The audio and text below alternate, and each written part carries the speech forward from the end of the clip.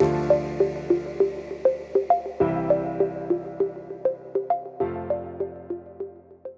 there, and welcome back to the Creative Real Estate Agent.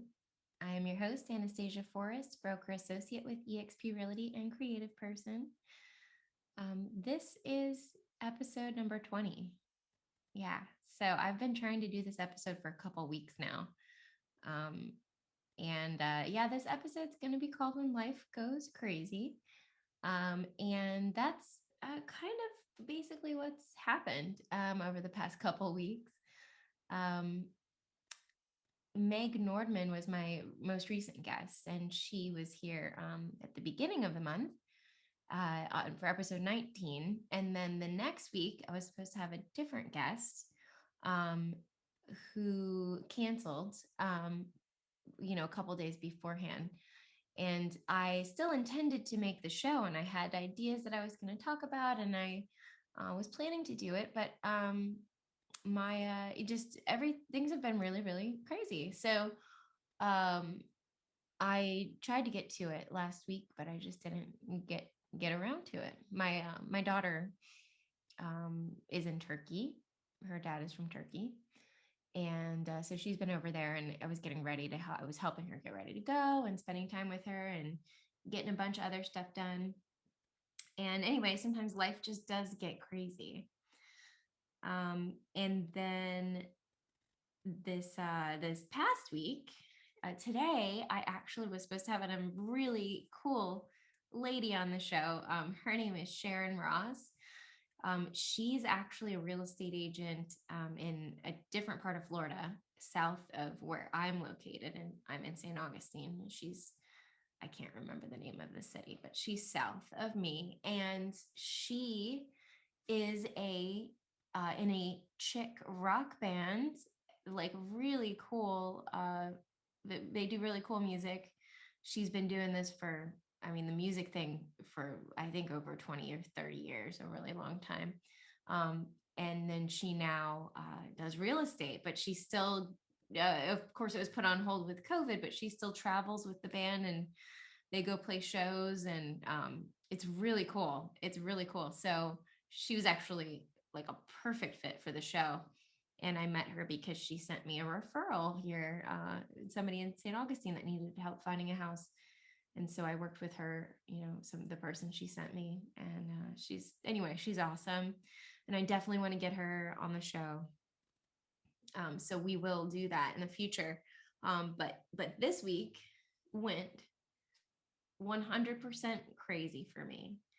Um, Something I didn't mention when I mentioned getting ready to get my daughter off to Turkey was that all of us came down with colds, like really bad colds. My daughter Arena, the older one, she had already been tested for COVID because in order to travel, you have to get a COVID test. So we knew she was good, and she was actually feeling better by the time it was time for her to go to Turkey. But that at that point when she was feeling better is when my husband and I started to feel horrible. And I think it hit me first really hard, and then him, and also hit my mom. And the kids bounced back really well from this, but it really hit us hard. So I even went and got a COVID test on Sunday, and I was negative. So that there's another reason why I didn't do a show. I was not in good condition. Um, so then Sunday night, I took some Mucinex DM, and I had taken it the day before and it hadn't had an issue with it. But for some reason, when I took it on Sunday, it provoked a really crazy long night of insomnia and panic. So that was not fun. And I don't recommend that medicine. It may not produce the same results in you. However, I did do a little Google research and I saw I was not alone, that there are quite a number of other folks who have experienced similar side effects. And Yeah, it was not good at all. So anyway, I was up all night, and then I had to go to a pulmonologist appointment, and he was reviewing an x-ray I had done, because I had this cold. And he told me he told me that something looked different in the x-ray. Now, I am a 12-year cancer survivor. I've talked about it on this show before, but I had Hodgkin's lymphoma, and with Hodgkin's, I had a 17 centimeter tumor, and that's just one of the dimensions. The longest dimension, it was 17 centimeters. The others, I don't know. I just remember that one.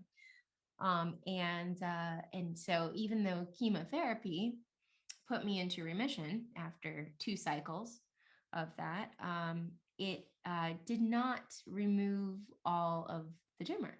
And it's not something that's you can be operated on. It was inside my chest cavity, right next to my heart. It's not something they go in and remove. It's got to be shrunk. So thank God, like the chemo shrunk the tumor, but it did not, and it rendered it inactive, but it didn't make it disappear. So I know I did radiation, did like finish the chemo, and still I've got this. I still have a mass in my chest, and I know the dimensions now because I'm taking better care of my notes and my knowledge about my body and my health now. It is approximately 10.5 centimeters by 7.5 centimeters by 5.5 centimeters. So I've got a nice little egg shaped foreign object that has decided, it's real estate. It's taken real estate inside of my body. And it honestly doesn't really cause me any trouble, except when I go to the doctor and they see it and they freak out. So what happened is the pulmonologist said, "Hey, this x-ray from 2021 that you just did for me, it looks different from 2018." And of course you want to be like, well, different how? Like, what do you mean? And I was scared to ask those questions. I was scared to say, well, is it bigger? I mean, what do you mean it's different? And he said, I don't think it's a tumor or a new tumor or anything, but it looks different. So we need to get a CAT scan. You need to get a CAT scan with contrast.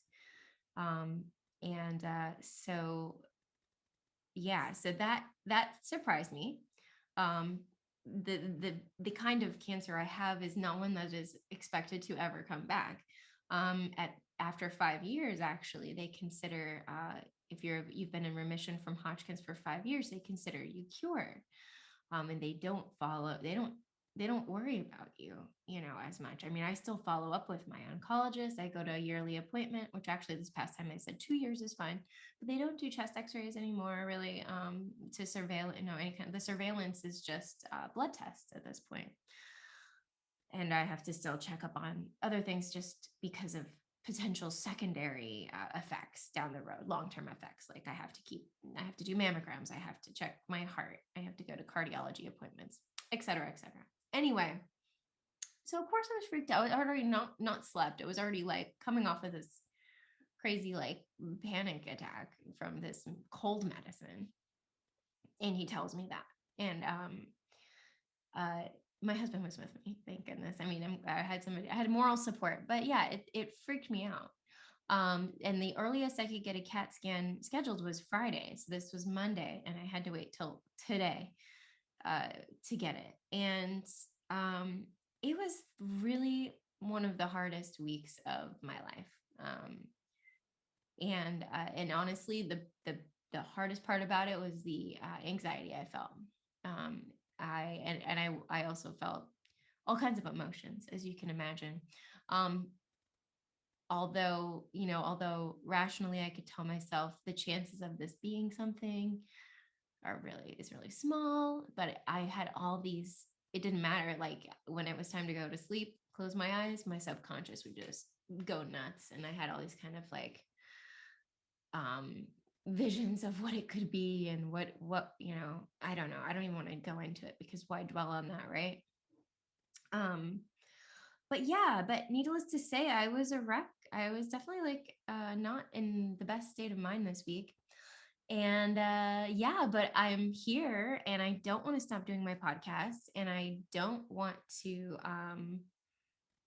Oh yeah, I forgot to tell you the result. It's fine. So it's actually fine. The great thing about all this is it's totally fine. They the technician today at the CAT scan, actually, she was so sweet. She knew I was nervous about it, so she let me even look after she had done it. And she can't technically, professionally give me her, an official opinion, but she said, look, this is your CAT scan from 2014. This is the one from today. It doesn't look different. It's the same thing we're looking at. So yeah, so thank God. I'm extremely grateful, extremely relieved. I'm still shaking. I'm still shaken. I'm still coming off from the crazy experience of being just like, is my life about to drastically change? you know, um, and how am I going to go through this again? There's a real like kind of PTSD, I think, that cancer survivors can develop from the experiences that they had battling cancer. It's not an easy experience, and it's challenging, and it's the anxiety for me is honestly like, that's something I realize I'm gonna have to work on. I'm gonna have to work on that every single day, because yeah, this is fine, but of course in life things happen. Things happen to us. Things happen to our family. And I am going to be working on myself and working on my ability to cope with the unexpected and cope with surprises from life. And as we all know, in real estate, the unexpected happens quite often. It seems that there's always something that can come up that we didn't foresee, that can cause challenges and concern. Um, so yeah, when life gets disrupted, it can be interesting to reorient yourself. Interestingly enough, this is a real estate podcast. I'll talk about real estate. My business is very slow right now, I'll be honest. And partly I know that's because of me. I haven't been pushing very hard. We had tried when you're a real estate agent, as you real estate agents know that are listening, we try different things for lead generation, right? And I talk a lot about the sphere, using, tapping into your sphere on this show. And that's one source that I really love, because it is personable and it's people that I know. But I also tried different things. And one thing Sean and I decided to try over the past few months was basically using a virtual assistant, who was basically trained and hired by a company to make phone calls and reach out and do texts and things like that, and basically prospect for potential sellers. This is a technique I had not really worked with before, and I I was impressed by how many people she was able to contact. But we did this for about 3 months, and there's something I didn't like about it. And that's because I would see all these responses that she would get, and people would get really mad sometimes, and in text, and just be like, why are you bothering me? Or, worse, of course, worse responses than that. And for some agents and some people, that kind of stuff can just roll off. They don't care. It doesn't bother them. It doesn't affect them that people are mad at them through this other VA, this virtual assistant. But I'm not like that. I am a sensitive soul, and also I don't want to bother people. I hate being bothered by telemarketers. So the idea in real estate is I want to help people. I don't want to annoy people. So kind of it was kind of hard for me after 3 months, I said, look, I can't do this anymore. And honestly, the very last text that I saw back that really did it for me was somebody said, my somebody in their family is in the hospital, and you're intruding, and you're horrible, and I'm going to tell everybody how terrible you are for bothering me. And it was just like, Oh my God. Okay. I don't want to be pissing anybody off. Mm-mm. Or making them sad or unhappy or any of that. I'll go work at a bank. I'll go work at a coffee shop. I don't need to instigate that kind of anger in somebody and have it directed at me. Like, I don't want that. So yeah, so that kind of, we stopped doing that. And you put money into that. It's kind of a little bit of a crushing blow when you put a significant amount of money into something and it doesn't pay off at all. But I am, it still could, and the point and the thing with doing that kind of thing is you really do have to keep up with the promising leads. Um, so yeah, you got to nurture them. So yeah, so right now, things are a little bit slow. It's summer and definitely been preoccupied with my kids, and and the market is weird, as you know. There is a still a limited amount of housing shortage there, so there's obviously less real estate deals to be had, because not only are there less sellers to represent on the sales side, your buyers, even if you have people that are ready to buy, you don't necessarily have people that are really ready to buy and really ready to be competing and succeeding in such a competitive market. So it's a really interesting time in real estate. And yeah, just kind of reflecting on it kind of, I think everything happens for a reason, to be honest with you, very much so. And I realized that, for example, I had one text this week that would have been pretty crushing, honestly. I'll give you a story, and those of you who are in real estate, like, you know how this feels, and you know that this kind of stuff happens. But one of those leads from that program I mentioned that we were doing, I've been chatting with the husband, and more so the husband, but it's a husband and wife. And I, knew that they had a condo that I could help them sell. I could do a really good job to help them sell. They were interested in selling it, but they were on the fence. They're not really sure. They're kind of, back and forth about it. So, but I did get a listing appointment scheduled with them for the only day they could meet me was Mother's Day. And I said yes, I agreed. And not only was it Mother's Day, but my daughter was going to be leaving that day to go back to her dad's house, and he lives a couple hours away. So I agreed to meet on Mother's Day because I really wanted this listing and thought I needed it. So I went, and guess what? They didn't even show up. They didn't even call me. They didn't even call me, until, I mean, I heard from them about 30 minutes after the appointment was supposed to be. I had already left. And they didn't really even seem that sorry about it. And it just sucked, to be honest with you. It just sucked. And it made me, like, it just hurt my feelings. See, I'm so sensitive. It's probably not right for real estate. And it made me mad too.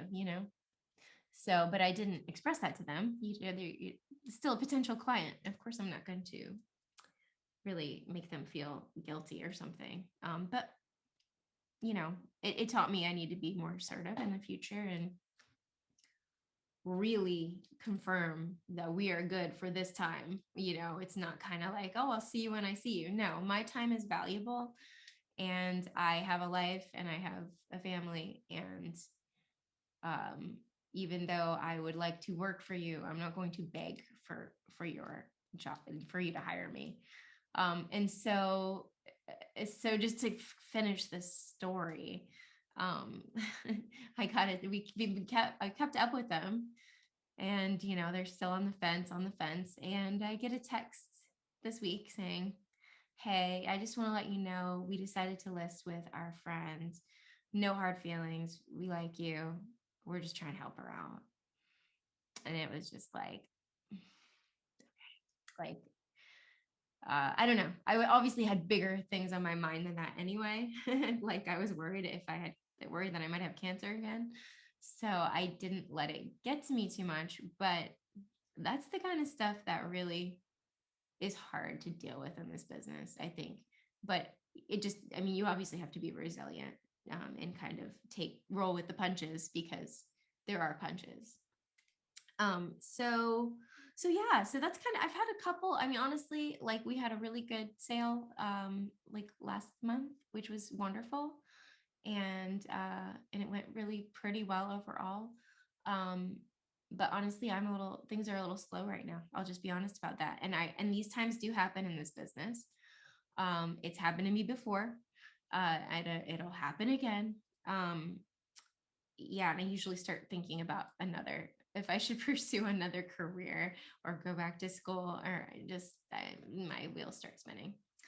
Um, but yeah, I think the point of this show today is the idea that life goes crazy sometimes, and it does that in our career.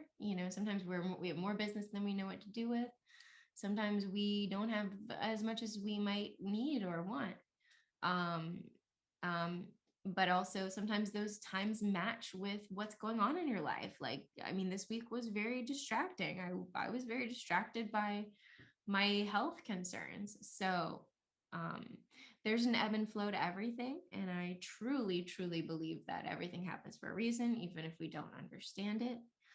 Um, but it's really important to make the most of our time here on this planet. It's really important to spend time with the people we love and prioritize that. And everything else truly will fall into place. But we can't lose sight of what's important, um, because that would be a shame. So yeah, so I think that's about all for today. I know it's not a super long episode or a traditional episode, as far as they have been. This is more of a check-in, and I just kind of want to let you guys know what's going on, because I've been quiet. I haven't been here. I haven't been For the first time in 19 weeks in a row. I went silent for 2 weeks, or I guess 1 week, because I'm doing this today. And I didn't want it to go to 2 weeks. I don't want to be silent for 2 weeks and just drop off the face of podcast world. So yeah, so this is my story. This is me. This is the real estate agent that's also creative, that also has a life that sometimes goes crazy. And I know all of you have things that you deal with and are dealing with, and that's just part of our human experience. But I wish all of you nothing but the best, lots of joy, lots of success, lots of health and happiness. And I will see you and talk to you here again on the next episode. So take care. Bye.